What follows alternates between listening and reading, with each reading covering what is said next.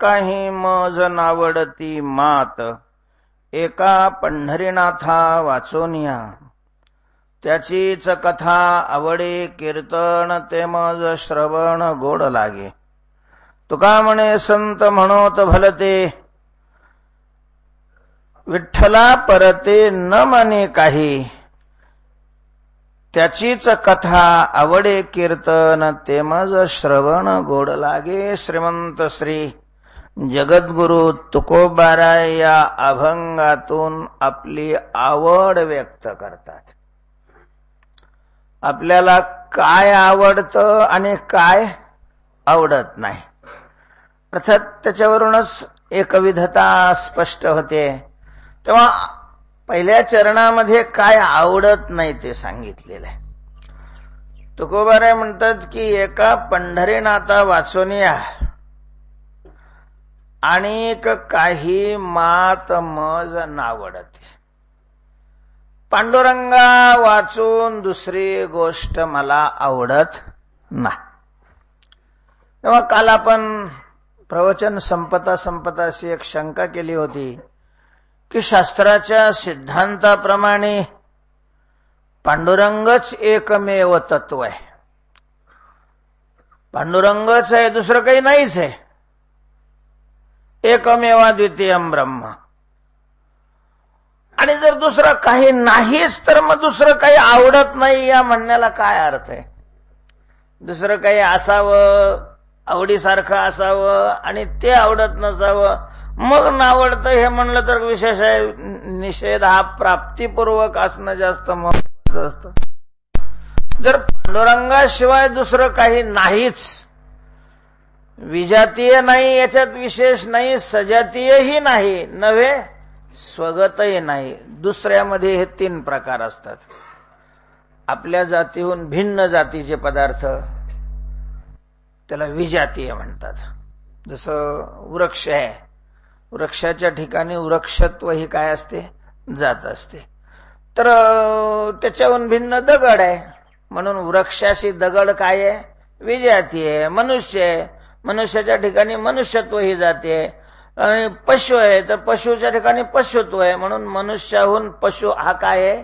विजातीय अशा प्रकारचा आहे. जगताच्या दृष्टीनं खूप खूप विजातीय पदार्थ आहेत.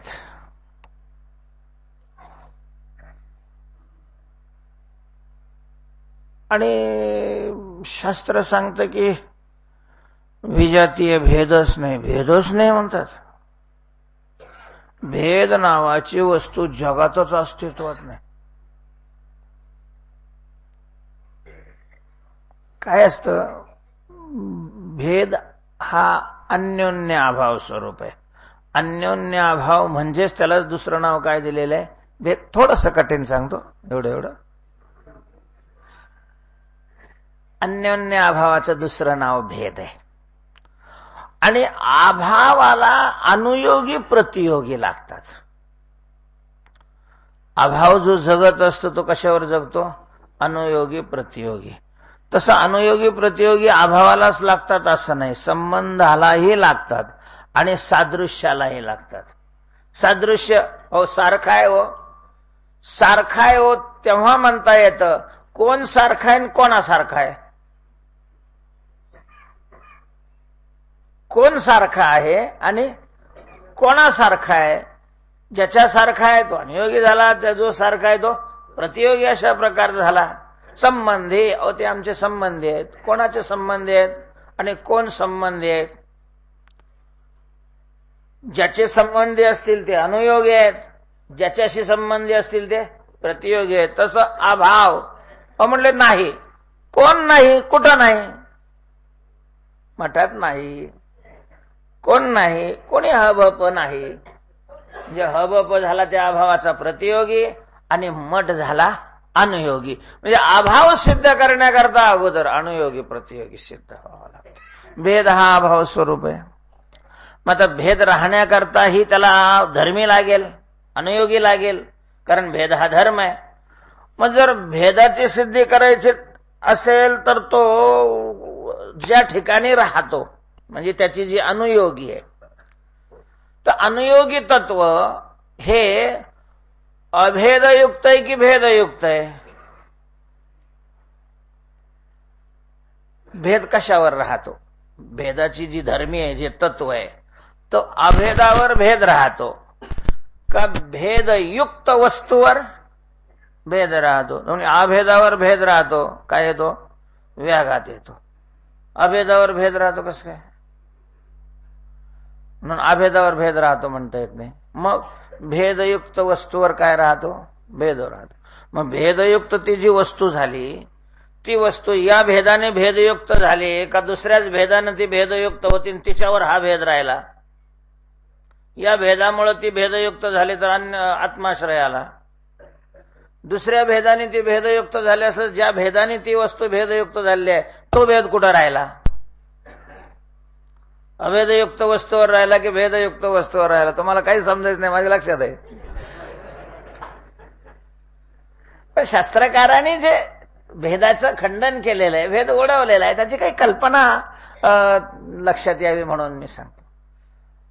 नाही म्हटले ज्या भेदानं ती भेदयुक्त झाली तर तो भेदही अभेदयुक्त वस्तूवर तर म्हणताच येत नाही, भेदयुक्त. मग ती जी भेदयुक्त वस्तू झाली ही आताच्या राहणाऱ्या भेदामुळे झाली का आणखीन तिसऱ्या भेदामुळे झाली?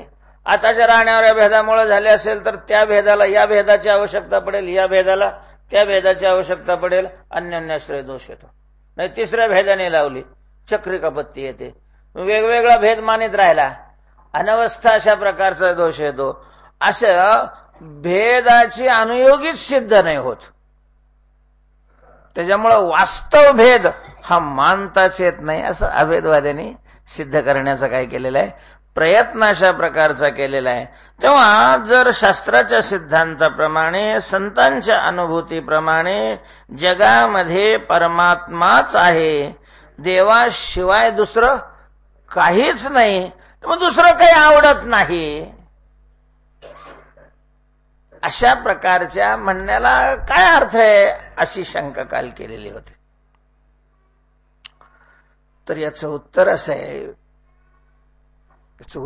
आहे, मी नेहमी सांगतो, व्यवहारामध्ये शास्त्र सिद्धांतापेक्षाही, संतांच्या अनुभवापेक्षाही मान्यता ही जास्त महत्वाची. असा कोण वारकरी आहे की ज्या वारकऱ्याला एकनाथी महाराजांचं भागवत माहिती नाही? श्रीमद भागवत कदाचित नसेल माहिती सगळं, कारण श्रीमद भागवत सांगणाऱ्याला बी सगळं माहिती आहे की नाही हा पण प्रश्नच आहे. ठराविक कथा असतात, बरं ते 7 दिवसात तेवढ्या संपत नाही, तर त्याने तरी सगळं भागवत कुठं बसावं उचकीत.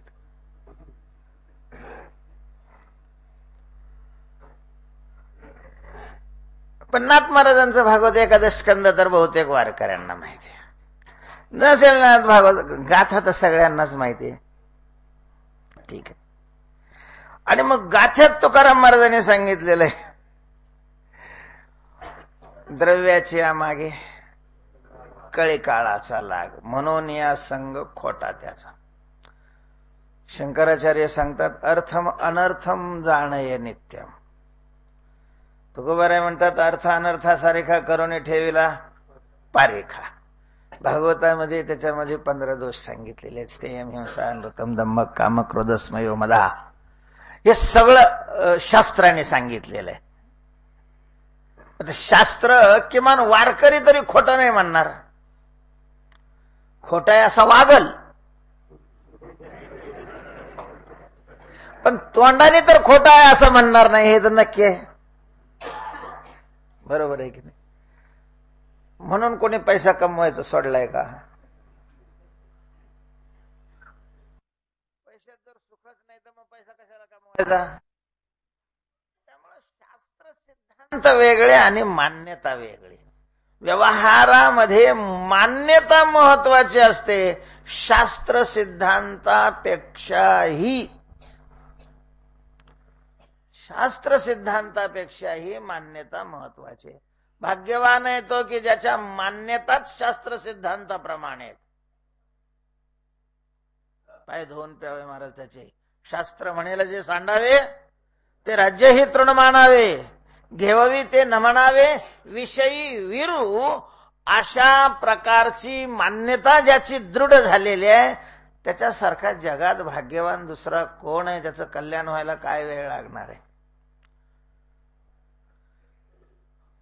पण आपल्या मान्यता कशा आहेत की देवाशिवाय जगात दुसरं काहीच नाही काय? तुमची कशी मान्यता आहे? टोपी नीट घाला ना, ते तुमची. आता हे टोपी देवाहून वेगळे आहे का देव स्वरूप आहे? टोपी देवाहून वेगळे आहे का देव स्वरूप आहे? आता वेगळे आहे. वेगळे आहे तर ती स्वगत भेदाने युक्त आहे का सजाती आहे का विजाती आहे? टोपीच्या ठिकाणी टोपीत्व आहे, देवाच्या ठिकाणी देवत्व आहे, झाला विजातीय भेद. आता सध्या दिवस कोणाचे? गणपती बाप्पाचे. घरोघर गल्लोगल्ली सामाजिक वैयक्तिक गणपती बसवलेले आहेत. मग गणपतीची जी स्थापना आहे ती काय म्हणून आहे? नेता म्हणून का? काय म्हणून आहे? देव म्हणून. आणि पांडुरंग एक देव आहे. पांडुरंगाच्या ठिकाणी पांडुरंगत्व आहे, गणपतीच्या ठिकाणी गणपतीत्व आहे. मग झाला का नाही भेद? हा देवादेवात भेद झाला की नाही? याला कोणता भेद म्हणायचा? सजातीय भेद. टोपीचा आणि पांडुरंगाचा जो भेद आहे तो विजातीय भेद आहे. गणपतीचा पांडुरंगाचा जो भेद आहे तो सजातीय भेद आहे. पांडुरंग कसा उभा आहे? विटेवर उभा आहे. आणि हात कुठं ठेवलेले आहे? कमरेवर ठेवलेले आहे. म्हणजेच कंबर आणि हात वेगळे आहे का नाही? ज्या विटेवर उभा राहिलेला आहे पायाने, ते पाय आणि हात वेगळे आहे का नाही त्याचे? का पाय विटेवर ठेवले त्यांनी? हात विटेवर ठेवले का? पाय विटेवर ठेवले. अर्थात भगवंताला अवयव आहेत आणि अवयवामध्ये असणारा जो भेद आहे त्या भेदाला काय म्हणतात? स्वगत भेद. म्हणजेच पांडुरंग स्वगत भेदाने युक्त आहे, पांडुरंग सजातीय भेदाने युक्त आहे, पांडुरंग विजातीय भेदाने युक्त आहे. ह्या आमच्या मान्यता आहेत. शास्त्राचा सिद्धांत काय असेल आमच्या अनुभवात नाही आला. संतांच्या अनुभवात आला असेल, संत नाही मानतील. आमच्या अनुभवात आलेला आहे का? आमची मान्यता आहे का तशी? देवा वाचून दुसरं काहीच नाही. मग काय आता घराची तिकीट काढलेली आहे? काय संबंध आहे घराचा? जर का देवा वाचून दुसरं काहीच नाही तर घर कसं कुठं आलं देवा वाचून? शास्त्राचे सिद्धांत काय असतील? आज आमची मान्यता काय आहे? की जग आहे. जग आहे. जगात विभिन्न अशा प्रकारच्या अनंत वस्तू आहेत. या जगातल्या वस्तूच्या ठिकाणी 5 प्रकारचे विषय पसरलेले आहेत. विषयामध्ये सुख आहे, आनंद आहे. आणि म्हणून त्या विषयाच्या प्राप्तीकरता रात्रंदिवस आम्ही काय करतो? प्रयत्न करतो, मरमर करतो. हे आमची मान्यता आहे. शास्त्राचा सिद्धांत काही असेल. आणि व्यवहारामध्ये मान्यता महत्वाची असते, शास्त्र सिद्धांत महत्वाचे नाही राहत.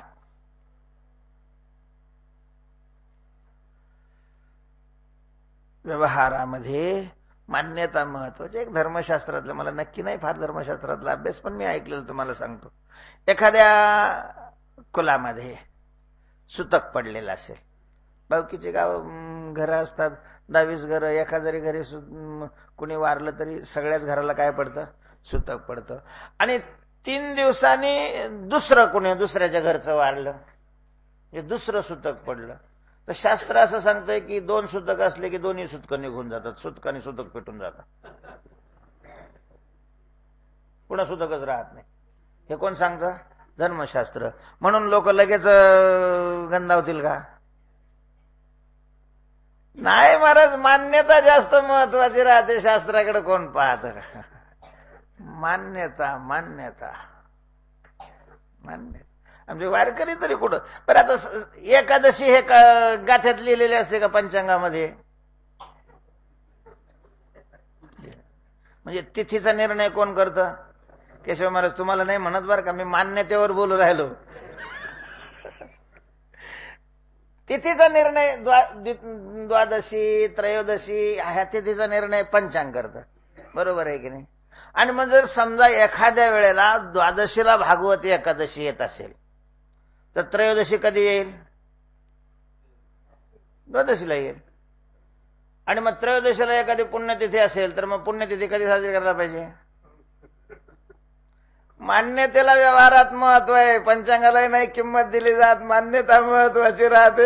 शास्त्र काही असेल, शास्त्राचे सिद्धांत, मान्यता काय आहे, त्या भागामध्ये जी मान्यता आहे त्या भागामध्ये त्या मान्यतेला प्राधान्य दिलं जातं, शास्त्राला नाही. तेव्हा शास्त्राचा सिद्धांत एक तत्व आहे की अनेक तत्व आहे काय माहिती. आमची मान्यता अशी आहे की जग अनंत भेदाने युक्त आहे. देव वेगळा आणि जग वेगळं आहे. काय मान्यता आहे आपली? देव वेगळा आहे आणि जग वेगळं आहे. बरोबर आहे की नाही? का तुम्हाला देव आणि जग एक वाटतं? कसं काय वाटतंय? नाही तर हे पंढरपूरलाच आले नसते ना, मग तिथंच मी अडवलं असतं हा म्हणले असते तरी. जर देव आणि जग वेगळे तर मग तिथून इथे यायची काय गरज आहे? आपण वारीला येतो याचाच अर्थ वा घरी देव नाही इथं देव आहे म्हणून. म्हणजेच देवाहून घर काय मानलं? वेगळं. अशा प्रकारचं आमच्या मान्यतेमध्ये शास्त्राचं असेल, आम्ही ते खोटं आहे असंही म्हणत नाही, आमची मान्यता खरी आहे असंही म्हणत नाही, पण व्यवहारामध्ये मान्यता महत्वाची असते. मान्यतेला प्राधान्य दिलं जातं. माणसं जी अनुसरतात ती कशाला अनुसरतात? मान्यतेला अनुसरतात. मान्यतेला. आणि जोपर्यंत भगवत साक्षात्कार होत नाही, आत्मसाक्षात्कार होत नाही, तोपर्यंत जग वेगळं, देव वेगळा, जीव वेगळा अशीच काय असते? मान्यता असते. उपासना करत असताना उपासकाच्या दृष्टीने केलेला हा अभंग आहे. आणि उपासकाच्या मान्यतेमध्ये एकमेवा द्वितीयम असा परमात्मा नाही.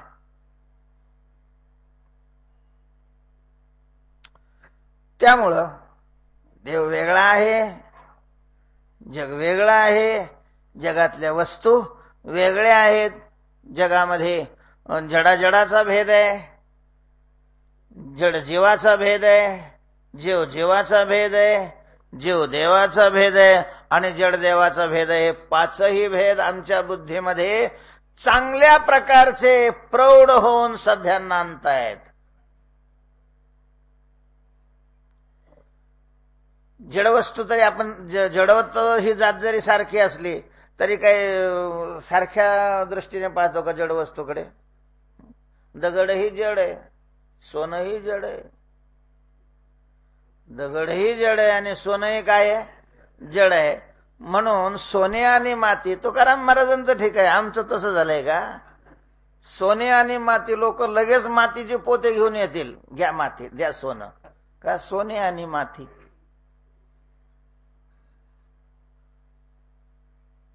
आमच्या ठिकाणी ती प्रतीती, ती अनुभूती अजून आलेली नाही. आमच्या दृष्टीनं सोनं सोनं आहे, माती माती अशा प्रकारची आहे. देव देव आहे, जग जग आहे, जगातले पदार्थ वेगळे आहेत, जीव वेगळा आहे, देव वेगळा आहे. हा आमचा अनुभव आहे, ही आमची मान्यता आहे. आणि म्हणूनच आम्ही देवाची काय करू लागलेलो आहे? भक्ती करू लागलो. जर एकमेवा द्वितीयम हे तत्व आम्हाला मान्य असतं, आमची मान्यता तशी असती, तर मग भक्ती करायची काय गरज आहे? तुकाराम महाराज म्हणतात, तुका म्हणे कायची क्यू, कयाची प्रार्थना, कशाची क्यू भागायचे, कोणाची भागायची क्यू? ज्याची प्रार्थना करायची तो काय आपल्याहून वेगळा आहे का? कोठे? जीवन निराळा. आणि मग काय प्रार्थना संबंध आहे? ज्या अर्थी आम्ही काकड्याचं भजन करतो त्या अर्थी आम्हाला तो आमच्याहून वेगळा वाटतो म्हणूनच आम्ही करतो. तेव्हा भक्त या भूमिकेतून तुकोबारेंनी आपली आवड सांगितलेली आहे. आणि या भूमिकेमध्ये, या स्थितीमध्ये, या अवस्थेमध्ये एकमेवा द्वितीयम हे तत्व अनुभवाला आलेलं नसतं. ज्याला जे अनुभवाला आलेलं नाही त्याच्याविषयी त्या शंका करण्यामध्ये काहीही काय नाही, अर्थ अशा प्रकारचा नाही. आणि म्हणून तुकोबारे सांगतात की अनेक काही मज नावडती मात. तुकोबारे म्हणतात, पंढरीनाथा वाचून या पांडुरंगाशिवाय मला दुसरी गोष्ट आवडत नाही. आता ठीक आहे, म्हणजे पांडुरंगा वाचून काही नाही म्हणून आवडत नाही ही शंका आता संपलेली आहे. ठीक आहे, पांडुरंगा वाचून आहे, मग काय आहे पांडुरंगा वाचून दुसरं? बाप बाप बाप बाप बाप, काय आहे?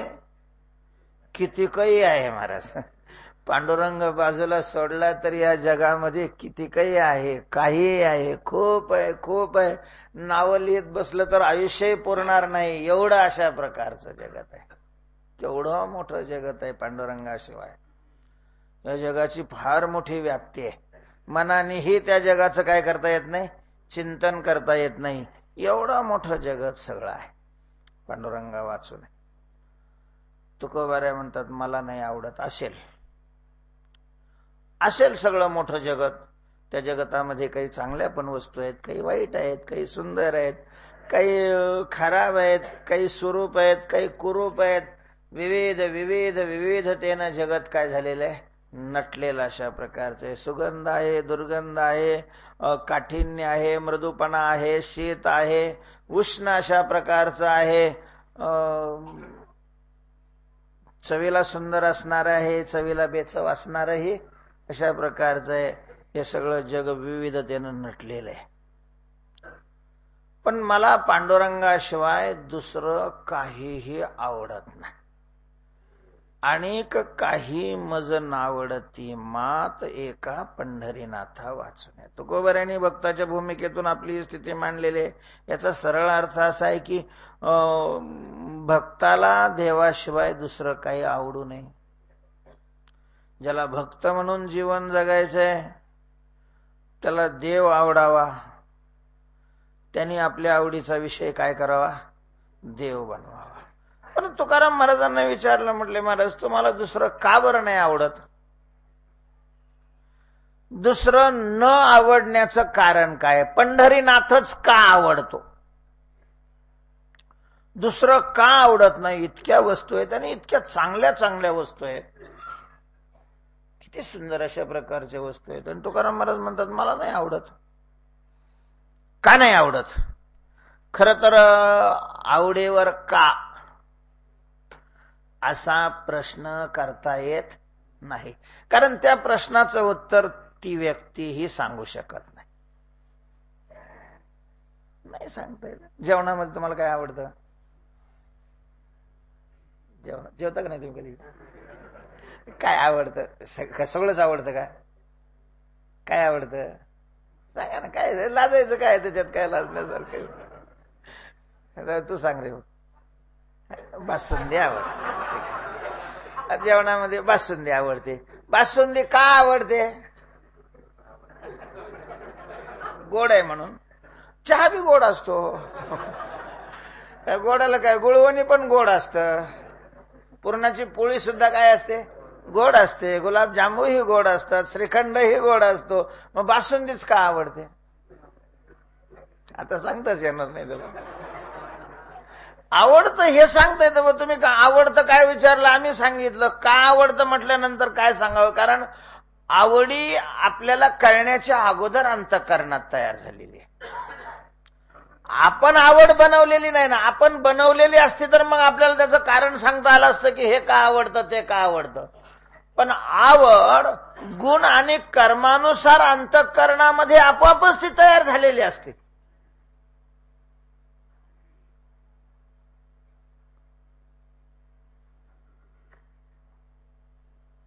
आवडीला कारण गुण आहेत अंतःकरणातले. आवडीला कारण आहे प्रारब्ध कर्म. असंही नाही की चांगलं आहे म्हणून आवडतं. जे आवडतं ते चांगलं वाटतं. चांगलं आवडतं असं नाही. जे आवडतं ते काय वाटत असतं, चांगलं वाटत असतं. भाग्यवान आहे तो की जे चांगलं आहे ते ज्याला आवडतं. आम्हाला जे आवडतं ते चांगलं असतं असं नाहीये. आम्हाला जे आवडतं ते चांगलं असतं असं नाहीये. चांगलं वाटतं ते आता उगा यांनी सांगितलं म्हणून त्याचं उदाहरण घेऊन तुम्हाला सांगतो की बासुंदी चांगली आहे असं वाटते आपल्याला. अन्यथा बासुंदीचं पूर्वरूपही आपण पाहिलं आणि बासुंदीचं उत्तर रूपही आपण पाहिलं तर पूर्व आणि उत्तर रूपावरून वर्तमान रूप तिचं कसं असेल हे ध्यानात यायला काही अडचण नाहीये.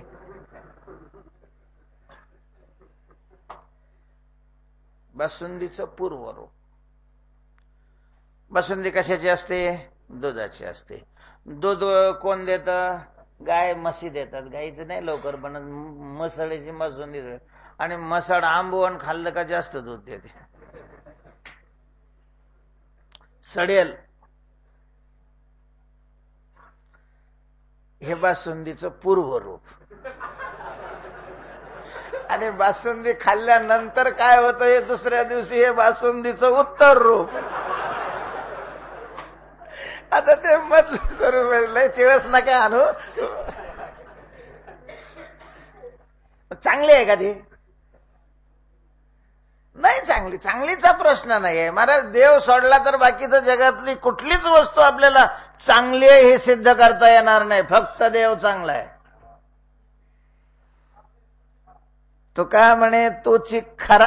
मी चांगला म्हणतोय तुम्ही खऱ्याकडे गेले. चांगला देव चांगला. देव चांगला तो का लागला चरणी. तो हा विठ्ठल बरवा. तो हा माधव बरवा. सुंदर आहे चांगला. फक्त देव आहे. देव. देवाला सोडून जगतातली कुठलीही वस्तू काय नाही चांगली नाहीये. पण आता आपल्याला आवडत असल्यामुळं ती चांगली वाटते. कशाला विनाकारण आवडीमध्ये मी तर याही व्यत्यय आणून नाही रे भाऊ तुला चांगली बासुंदी आवडते.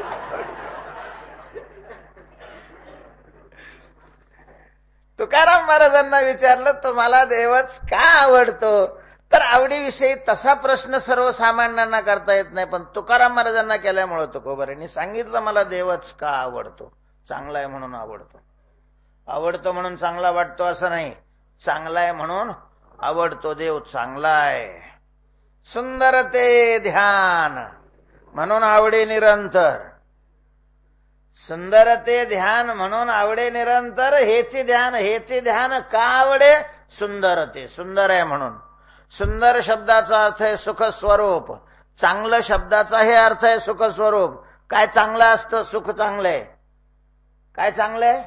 सुख चांगलंय. सुख ज्या वस्तूपासून आपल्याला सुख मिळतं ती वस्तू आपल्याला काय वाटते चांगली वाटते. एखाद्या मातेला तिचं पोरग काय वाटतं चांगलं वाटतं. तर काय चांगलं असतं त्याचे काही घाण सगळी. पण तिला चांगलं वाटतं कारण तिला आनंद होतो. हे मसुबाई याला काय त्याच्यात विशेष वाटणार. ते घाण म्हणते. ज्याला ज्याच्यापासून सुख होतं याचा अर्थ असा आहे की वस्तू चांगली नाही. काय चांगलंय सुख चांगलंय. महाराज पोरं मुतलेली सुद्धा आई बापाला चांगले वाटतात अंगावर. खरंय की नाही माऊली.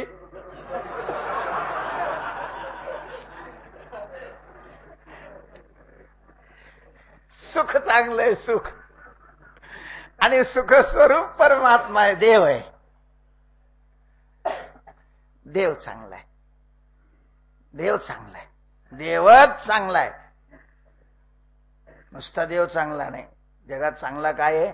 देवच अशा प्रकारचा चांगला आहे. चांगला आहे तो स्वरूपाने चांगला आहे. रूपाने चांगला आहे. चांगले नाम गोमटे रूप निवती डोळे हरती ताप. विठ्ठल विठ्ठल हा जप प्रगट स्वल्प अतिसार. चांगला आहे म्हणून तो आवडतो. ठीक आहे हो तो चांगला आहे म्हणून आवडतो. पण तुम्ही दुसरं आवडत नाही म्हणता. मग दुसरं का आवडत नाही तुम्हाला. तर याचं उत्तर त्याच्यातच आहे. एक तर असं आहे आवड दोघांना सहन नाही करत. आवडीमध्ये दोन नसतात. ज्या वेळेला आवडीमध्ये दोन येतात त्यावेळेला आवड अखंड राहत नाही. मग तिचे काय होतात तुकडे होतात. ज्या वेळेला आवडीचे विषय दोन बनतात त्यावेळेला आवड फुटली समजायची. पाषाणाचे माथा हंडी फुटली जेवी पार्था. जीवी तैसे सर्वथा कुटके झाले. कुटके झाले. पोरं व्हायच्या अगोदर जेवढी बायको आवडते पोरग झालं की मग थोडंसं कमी होतं. किंवा बाईला नवरा आवडतो.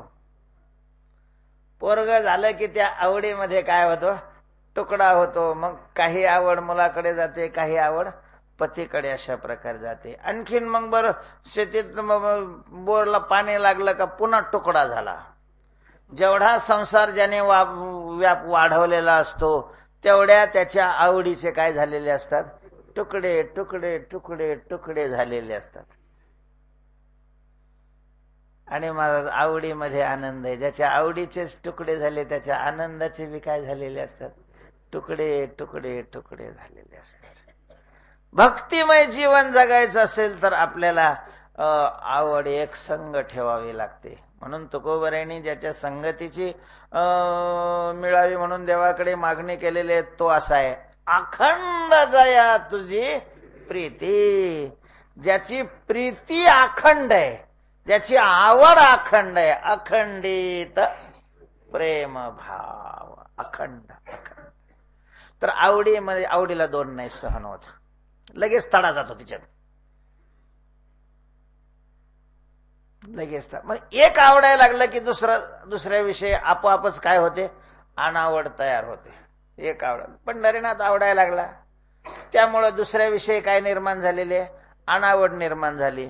आणि खरं असं आहे की दुसरं आवडण्यासारखंही नाही. तुकोबाऱ्या म्हणतात मला देवाशिवाय दुसरं का आवडत नाही, त्याचं एक कारण आहे मला देव खूप आवडतो म्हणून दुसरं आवडत नाही. आणि दुसरं कारण असं आहे की जगामध्ये पंढरीनाथाशिवाय प्रेम करायला लायक वस्तूच नाही आहे महाराज. आवडावी अशी वस्तू नाही. ठीक आहे, ती वस्तू लागते म्हणून तिचा उपयोग करून घ्यावा, आवडू नये ती वस्तू. आवडण्यासारख्या कोणत्याच वस्तू नाही महाराज. आम्हाला जी दुःख भोगावी लागतात ना, जे आवडू नये ते आवडल्यामुळे भोगावी लागतात. नुसते आपल्या आवडीचं जरी आपण कंट्रोल केलं तरी बरीच दुःख कमी होतील जीवनातली. आवडण्यासारख्या ज्या वस्तू नाहीत त्या आवडायला लागल्या आणि मग दुःख भोगावं लागलं, दुःख भोगावं लागतं. बरीच दुःख असे, का हो खूप रडतोय होतो, काय झालं हो, त्याचा तो मुलगा म्हणा, भाऊ म्हणा, बाप म्हणा, कोणीतरी काय झाला, मेला. मेला म्हणून रडतोय, मेला म्हणून नाही रडत. कारण याच्या अगोदर कितीतरी त्याच्या घरचे मेलेले होते, तेव्हा कुठं रडला. मग त्याच्या आवडीचा मेला. रोज पेपरमध्ये येतं महाराज, इथं बॉम्बस्फोट झाला, तिथं टक्कर झाली, तिथं पाण्यात आंघोळीला जाऊन पाय घसरले, इतके मेले. मस्त चहाचा घुटका घेत घेत बातम्या वाचतो, तेव्हा कुठं रडतोय. मेला म्हणूनच रडत असेल तर कुणीही मेल्यावर काय केला असता, तो रडला असता. नाही नाही, मग याला जो आवडतो तो मेला. म्हणजे रडायला कारण तो नाही, याने ठेवलेली आवड आहे, आवड. मग आवड तर आनंदा करता असते, बरोबर आहे ना. पण आवडीला लायक असण्यावर आवड ठेवली तर आनंद, आणि आवडीला जो नालायक आहे त्याच्यावर जर आवड ठेवली तर रडण्याशिवाय दुसरं काय पदरात पडणार आहे. बरं, जगावरची नुसती आवड आपण काढली तरी पुष्कळ पुष्कळ आपल्या जीवनामध्ये आनंद होईल. बरेच दुःख जीवनातली कमी होतील. कर्तव्य म्हणून जगतातली कामं करत जावी, आवड म्हणून नाही. कर्तव्य म्हणून करावी, आवड देवावर ठेवावी. देव आवडावा, देव आवडावा. जर रडावं वाटत नसेल जीवनामध्ये, दुःख व्हावं असं वाटत नसेल तर देव आवडावा. बाकी ठीक आहे, कर्तव्य म्हणून करावी लागतात कामं, काही आवड म्हणून नाही, कर्तव्य म्हणून अशा प्रकारचे. आता ही सरकारी नोकरीला असणारी माणसं काही कामं करत नाही का? करतात, करावी लागतात. पण ती काय म्हणून? कर्तव्य म्हणून, आवड म्हणून नाही. त्यामुळे जर 5 वाजले तर मग नाही, संपलं, ऑफिसची वेळ संपलेली. बायकोनं जर लुगडं आणलं तर मग 9 वाजता दुकानदारला दुकान उघडायला होतो, तेव्हा नाही ऑफिसची वेळ संपत.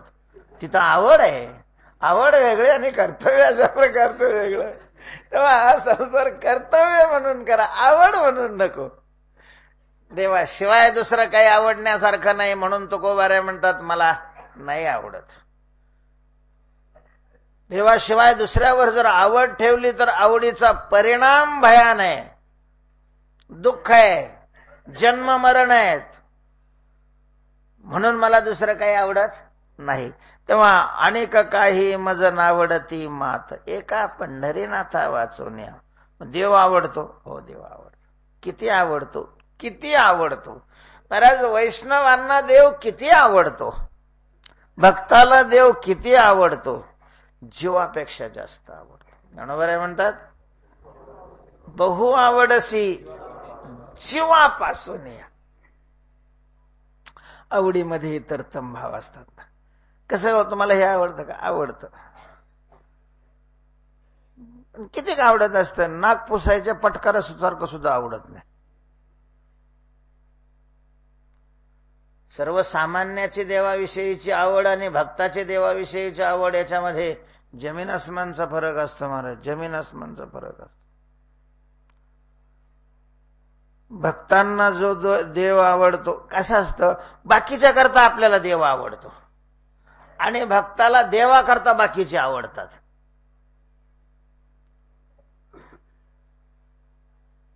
सामान्याला देव आवडतो, संसारी माणसाला तो कशा करता? बाकीच्या करता. बुवा देवाची आपण सेवा केली, देवाची आपल्यावर कृपा झाली तर देव सत्ताधीश आहे, सर्व समर्थ आहे, आपलं सगळं व्यवस्थित राहील ना. म्हणजे बाकीच्या करता देव आवडतो. आणि भक्ताचं तसं नाही, देवा करता बाकीचे आवडतात. त्याच्या आवडीने आवडी इतरी, त्याच्या आवडीने. जशी पतिव्रता स्त्रीला पती मुख्य आवडत असतो आणि मग त्याच्या आवडी करता ती सासऱ्यावरही प्रेम करेल, सासूवरही प्रेम करेल, दिराचंही काम करेल, ननंदेचंही काम करेल, तर पती करतात बाकीच्याच हे करते. ज्या वेळेला पती बाजूला निघतो त्यावेळेला मग ती नाही थांबत कुणा करताच.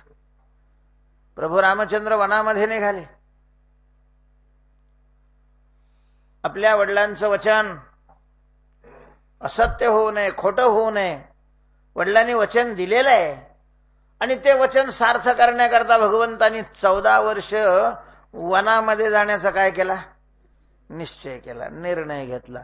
सीता मातेला कळाल्याबरोबर सीतेनं सांगितलं, मी येणार. वेळ आहे तू, वनात येणार आहे तू अजून वन पाहिलेलं नसेल. वन म्हणजे काय? तिथं गालीचा असतो चालायला, वन आहे. वन मध्ये काय सकाळी पेपर वाचायला राहतो, वनामध्ये काय संध्याकाळी बातम्या ऐकायला असतात. वन आहे ते. वनात येणं सोपं थोडी आहे. तिनं सांगितलं, तुम्ही जिथं आहात तो मला स्वर्ग आहे, तुम्ही जिथं नाहीत ते माझ्याकरता काय आहे? वन आहे. मी पतिव्रत आहे, तुमच्या वाचून नाही राहू शकत. अरे पण मी जाणार आहे ह्या कल्पनेनंच बाबा बेशुद्ध पडलेले आहेत. आई अत्यंत विव्हळ होईल. त्यांची सेवा कोण करणार आहे? तुम्ही इथं असते तर मी आहे त्यांची सेवा, पण ज्या वेळेला तुम्ही जाता त्यावेळेला त्यांचा माझा काय संबंध आहे? माझा तुमच्याशी संबंध आहे. तेव्हा तसं भक्ताचा कोणाशी संबंध आहे? देवाशी संबंध आहे. त्याच्या आवडीने आवडी तरी एक विषय तो सकळांचा हरी, त्याच्या आवडीने आवडी तरी अंध बहिरहे प्रेत लोकाचारी. लोकाच्या दृष्टीनं भक्त आंधळे असतात, कारण देवाशिवाय दुसरं काही पाहतच नाही. बहिरे असतात, देवाशिवाय दुसरं काही ऐकत नाही. प्रेत चालतं बोलतं काय आहे? प्रेत आहे, यांच्या काहीच कामाला येत नाही. लोकाचारी, त्यांची कीर्ती गायली पुराणांतरी हो. तेव्हा तुकोबाराय म्हणतात की पंढरीनाथा वाचोनिया मला काहीही आवडत नाही, फक्त पंढरीनाथ आवडतो. किती आवडतो? तर जीवापेक्षा आवडतो. तो तर आवड मग काय आहे? जी वस्तू आवडते महाराज, त्या वस्तू संबंधी सगळं आवडतं. ज्या माणसाला तंबाखू आवडते, ज्या माणसाला तंबाखू आवडते त्या माणसाला तंबाखूला वेस्टर्न असणारं ते पुडी सुद्धा आवडते. तो कागद ज्याच्यात तंबाखू असते तो कागदही आवडतो. ज्या माणसाला तंबाखू आवडते त्या माणसाला तंबाखूला लावला जाणारा चुना पण आवडतो.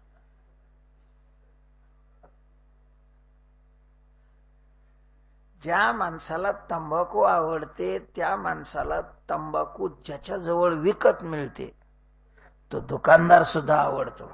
तुम्ही पहा, एखाद्याच दुकानात जर ती मिळत असेल आणि तो जर असा सहज डबा घेऊन जरी चालला तरी हा कशा नजरेने त्याच्याकडे पाहतो. ज्या माणसाला गायन आवडतं त्याला गायक आवडत नाही का? ज्या माणसाला कीर्तन आवडतं त्याला कीर्तनकार नाही आवडत का? ज्या माणसाला चहा आवडतो त्याला भजी नाही आवडत का? तर जे आवडीची जी मुख्य वस्तू आहे त्या संबंधी वस्तू सुद्धा काय होतात? आवडत असतात. आता देव आवडतो म्हणून मग देवाची कथा ही आवडते. देवाची कथा करणाराही आवडतो. तुकोबाराय सांगतात त्याचीच कथा आवडे कीर्तन, त्याची कथा नाही. काय शब्द वापरलाय महाराज तुकोबारायने. कथा नाही, नुसती कथा आवडते असं नाही. मग कथा तर लोक सांगतच राहतात. कथा कथनाचा कार्यक्रम, कथा कथन ते याच्यामध्ये असतं ना, साहित्य संमेलनामध्ये एक कार्यक्रम असतो कथा कथन. तर तिथं वारकरी थोडी जातात, कारण तिथं कथा असते पण त्याची नसते ना. संसारातल्या सुद्धा कथाच आहेत ना, रड कथा. कथा कशाला म्हणतात? कथा येते ती कथा, ज्या सांगितल्या जातात त्याचं नाव काय? कथा. अशा प्रकारचे कथा. आता आमची कथा आहे, कशाला विनाकारण आम्हाला व्यथा देतो? तुकोबाराय म्हणतात कथा दुसऱ्याची नाही, त्याची कथा आवडते. म्हणून वारकरी महाराज अशा पांचट कीर्तनकाराच्या कीर्तनाला बी नाही जात, कारण त्याच्यात देवाचं नसतंच काही. फाजील नुसतीच दुसरेच सटर फटर राहत नाही आवडत सात्विक माणसाला ते, कारण त्यांना त्याची कथा नाही, त्याचीच कथा. तुकोबारायने चकार लावलेला आहे. तुकोबाराय म्हणतात आम्हाला त्याचीच कथा आवडते, पांडुरंगाची कथा. मग पांडुरंगाच्या कथेविषयी किती प्रेम आहे तुकोबारायांच्या अंतःकरणामध्ये. जरी झाला उपवासी 7 दिवसाचा, तरी कीर्तनाशी टाकू नको. कीर्तनाशी महाराज कसं व्हायचं आपलं काय माहिती. 7 दिवसाचा उपाशी असला आणि समजा आता इकडे जेवण तर आहे तिकडे कीर्तनाची वेळ झालेली आहे.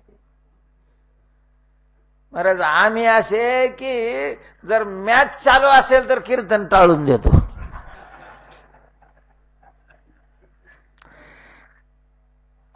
काय कीर्तनकार आहे, काय चव आहे त्या कीर्तनकाराला.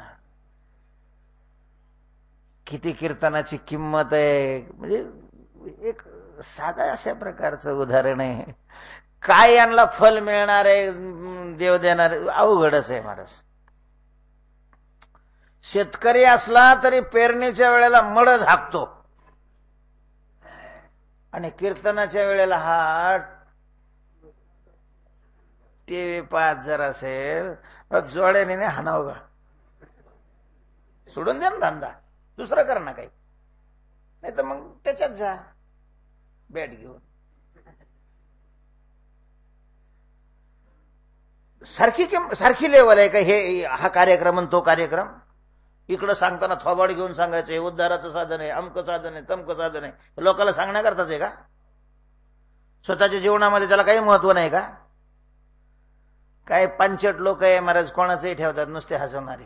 त्याला कथेची किती किंमत आहे, त्याला त्याच्या मनामध्ये कथेला काय महत्व आहे, काय दर्जा आहे त्याच्या जीवनामध्ये कथेचा, याचाही विचार करत नाही. असं झालेलं आहे खौट खोबरण खाट्या गिरायक.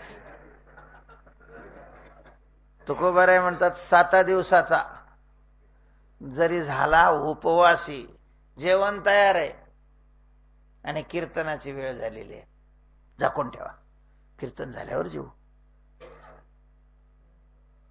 7 दिवसाचा उपाशी आहे, 1 दिवसाचा नाही. तेव्हा त्याचीच कथा, कथेविषयी खूप खूप आवड आहे. महाराज कथेमध्ये जर विघ्न आलं, अरे राम राम राम राम, तुकाराम महाराजाला तर अजिबात सहन होत नाही. तुकोबाराय म्हणतात भजनी विक्षेप तेची पै मरण. तुम्हाला तुकाराम भजनी म्हटलेलं आहे, कीर्तनी थोडी म्हटलेलं आहे. तुकाराम महाराजांच्या भजन शब्दाचा अर्थ पांडुरंगाची उपासना. सगळ्यालाच तुकोबारायांनी काय म्हटलेलं आहे? भजन अशा प्रकारचं म्हटलेलं आहे. तेव्हा भजनी विक्षेप ते तुकोबाराय म्हणतात मला त्याचीच कथा आवडते.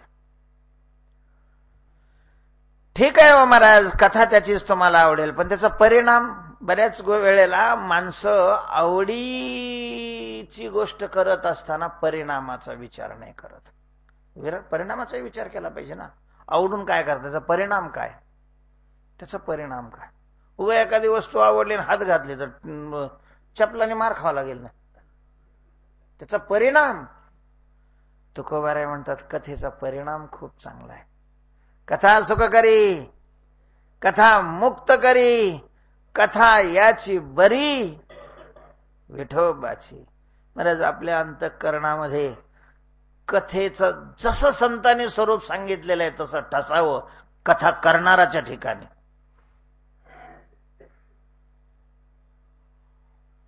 कथा संतांना, तुकोबारायांना देवापेक्षा श्रेष्ठ वाटते. देवापेक्षा.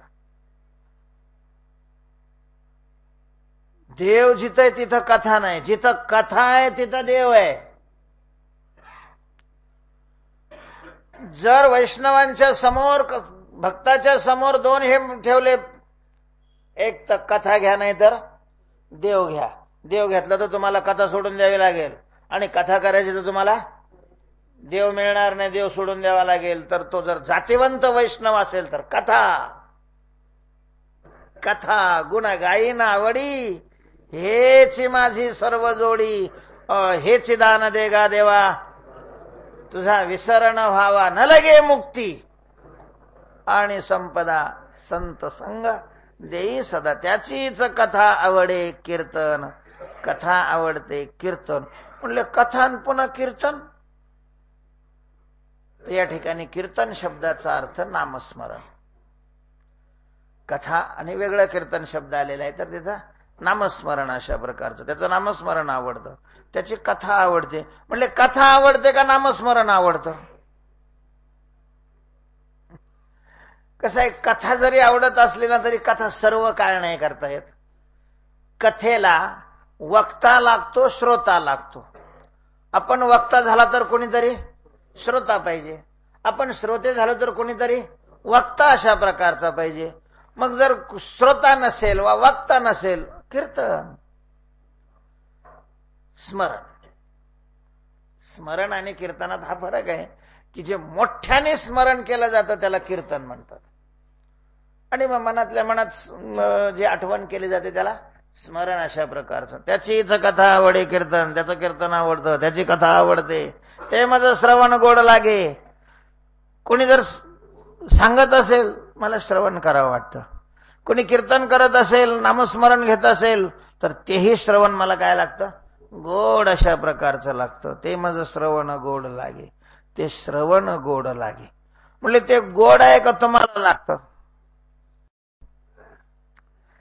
महाराज संतांचा हा अनुभव आहे की कथा कीर्तनामध्ये जो रस आहे तो इतका गोड आहे, इतका गोड आहे की त्याच्या गोडी पुढं अमृताची गोडी सुद्धा काय होऊन जाते, अमृताहुनी गोड. नामदेवराय म्हणतात अमृताहुनी गोड नाम तुझे देवा. तुकोबाराय म्हणतात जिव्हे गोड तीन अक्षराचा रस, अमृत जयास फिके पुढे. हे झाले प्रमाण.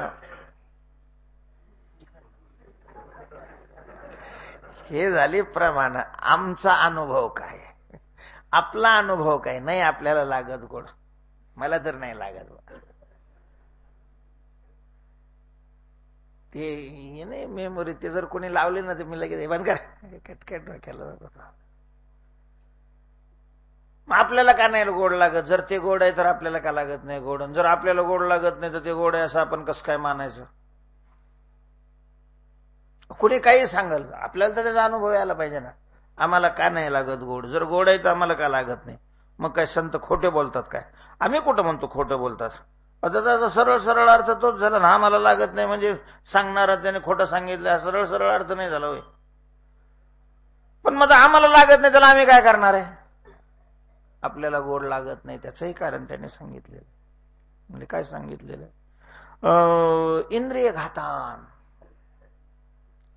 वस्तू असून जर अनुभवाला येत नसेल तर त्याची जी 8 कारण आहेत त्याच्यामध्ये इंद्रिय घातान, इंद्रिय घात. ज्या इंद्रियाने त्या वस्तूचं ज्ञान व्हायचं ते इंद्रिय जर नादुरुस्त असेल, बिमार असेल, त्याच्यावर आघात झालेला असेल तर ते त्या वस्तूचं यथार्थ रूपाने ज्ञान करून देत नाही. एका माणसाला थोडासा डोळ्यात प्रॉब्लेम झाला होता. त्याला ते असं पाहिलं की 2-2 दिसायच्या वस्तू, असे अक्षर बघितली की अशी 2-2 दिसायचे, असे असे असे असे. मग त्यानं लोकांना सांगितलं म्हणे जा डॉक्टरकडे. गेला डॉक्टरकडे, डोळ्याच्या डॉक्टरकडे. तर जाऊन बसला, नेटकं दवाखाना उघडलेला होता. ते डॉक्टर आला, तो म्हातारा होता, त्याने चष्मा घातलेला नव्हता. तो बसला. बोला काय प्रॉब्लेम आहे तुमचा? त्यांनी सांगितलं डॉक्टर साहेब मला असे 2-2 अक्षर दिसायला लागलेत, वाचायला लागले की 2-2 दिसतात. हा तुमचा काय प्रॉब्लेम आहे? त्यानं थोडंसं पलीकडे तोंड केलं. आता ह्याने सांगितलं डॉक्टर अहो तुमचं झालं, हे दुसरे दोघं कशाला आलेले आहेत? त्यांनी ते पाहिलं, तिथं कोणीच नव्हतं. म्हणजे डॉक्टरला तिघ दिसत होते.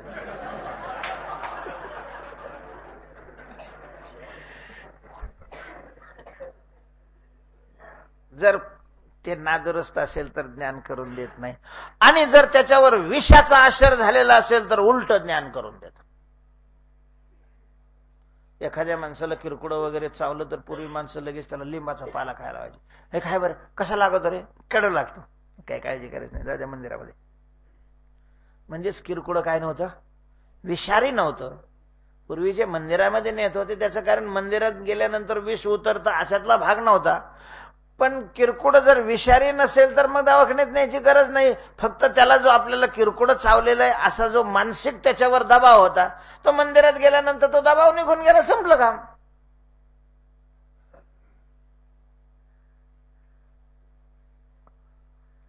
कारण विषापेक्षाही दबाव जास्त घातक आहे.